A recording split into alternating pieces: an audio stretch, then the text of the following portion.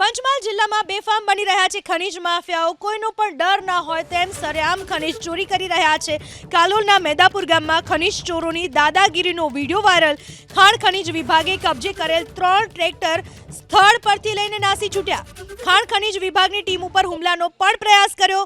કાલોલ પોલીસે મેદાપુર ગામેથી 3 ટ્રેક્ટર જપ્ત કર્યા।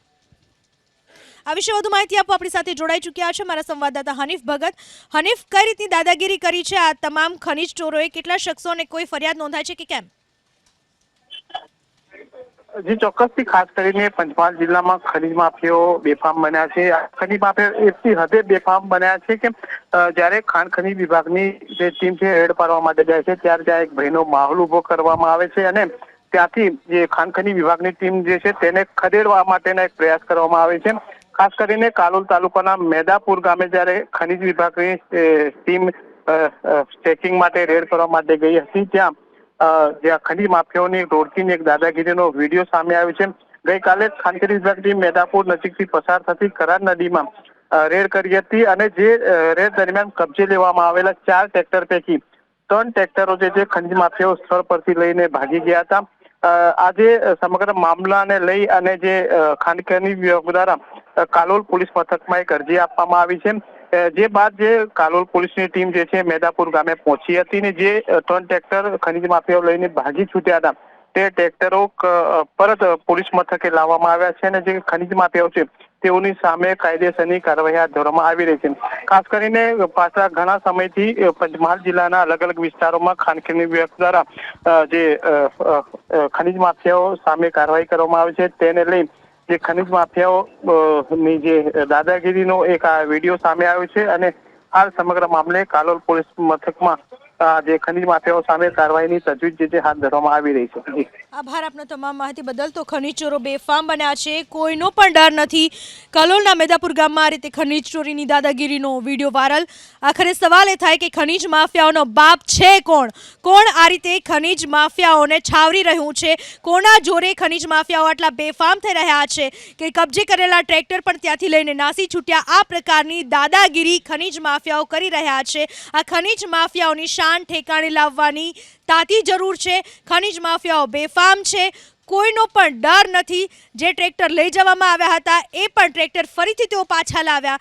આખરે કોના આશીર્વાદથી આ ખનીજ માફિયાઓ આટલા બેફામ બની રહ્યા છે? સૌથી મોટો સવાલ ઊભા થાય, કોના આશીર્વાદ છે આ ખનીજ માફિયાઓ પર? કોની રહેમ નજર તળે ખનીજ માફિયાઓ બેફામ બની રહ્યા છે? મેદાપુર ગામની આ ઘટના છે, ચોરોની દાદાગીરીનો વિડીયો।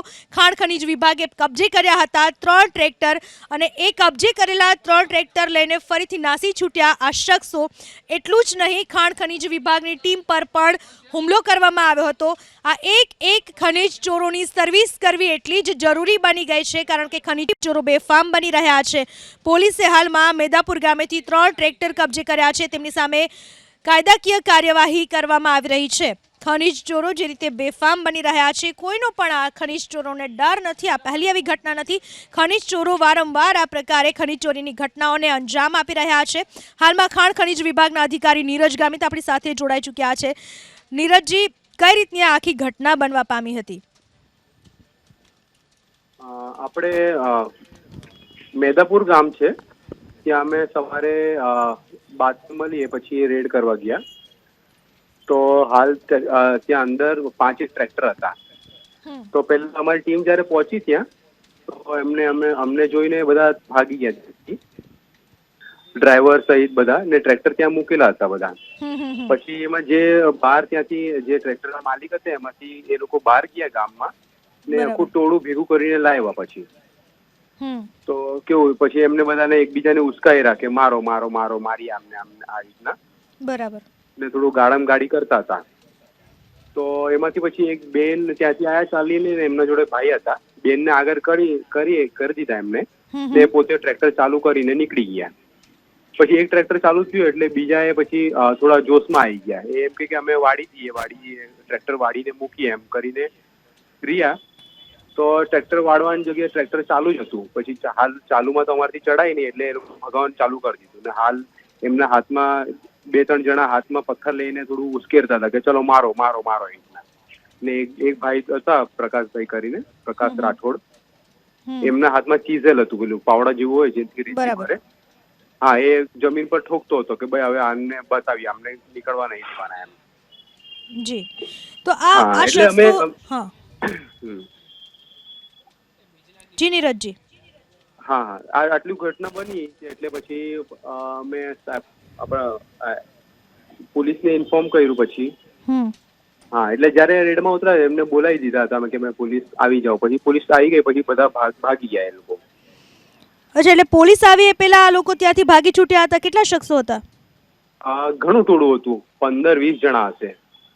જી, આભાર હા, નીરજજી આપનો અમારી સાથે વાત કરવા બદલ. તો ખનીજ માફિયાઓ એટલા બેફામ બન્યા છે કે ખાણ ખનીજ વિભાગની ટીમે જે 3 ટ્રેક્ટર કબજે કર્યા હતા એ 3 ટ્રેક્ટર પર તેઓ છોડાવીને લઈ ગયા અને ખનીજ વિભાગની ટીમ પર પણ હુમલાનો પ્રયાસ કર્યો. જો કે ખનીજ વિભાગની ટીમે પોલીસને બોલાવી, પણ પોલીસ પહોંચે એ પહેલા ખનીજ માફિયાઓ ત્યાંથી નાસી છૂટ્યા હતા.